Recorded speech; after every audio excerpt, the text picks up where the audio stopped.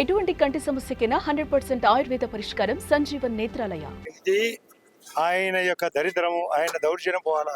మేము కూటమి చేసే ప్రభుత్వం యొక్క మంచి చెప్పాలా, ఈ ఎలక్షన్ గెలవాలా, రాష్ట్రానికి సంకేతం పోవాలా.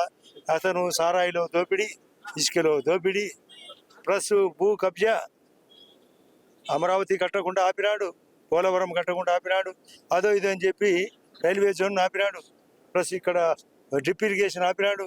చాలామందికి జగనమ్మ అరటి మరియు చీని తోటల్లో అతనికి మార్జిన్ పెట్టుకున్నాడు. ఇటువంటి అదే కాకుండా వివేకానంద రెడ్డిని హత్య చేపించి మాకు దోసినాడు, కోడికత్తి డ్రామా అన్నాడు. ఇంత డ్రామా మాస్టర్ పోవాలంటే ఈ విషయాలు చెప్పి ప్రజలను అట్రాక్ట్ చేసి మా వైపు తిప్పి వాళ్ళ కోరికలు తీర్చాలా, వాళ్ళ అవసరాలు తీర్చడానికి ఇదంతా ప్రయోగం. 1,000 వచ్చిన ఓట్లు 61,000 కంటే 30,000 తగ్గినాయి జగన్ రెడ్డికి. ఆయనకు నా 3,50,000 నుంచి 60,000 వచ్చినాయి. పడిపోయినాడు. అవి కూడా తెచ్చుకోవాలి. 5 సార్లు ఓడిపోయాడు అవినాష్ రెడ్డి. రాష్ట్రం అంతా 151 సీట్ల నుంచి 11 సీట్లకు పడిపోయింది. ఎంపీలు పడిపోయినాయి, ఓట్లు పడిపోయినాయి. ఇంకా తెలిసినాయి కాబట్టి జరిగింది. క్లీన్ బౌల్డ్ దగ్గరగా గెలిచినారంతే. కాబట్టి ఇది ఆ పరిస్థితి నుంచి ఆ 11 సీట్లు కూడా పోవాలంటే ఈ జెడ్పీటీసీతో యుద్ధం మొదలైంది.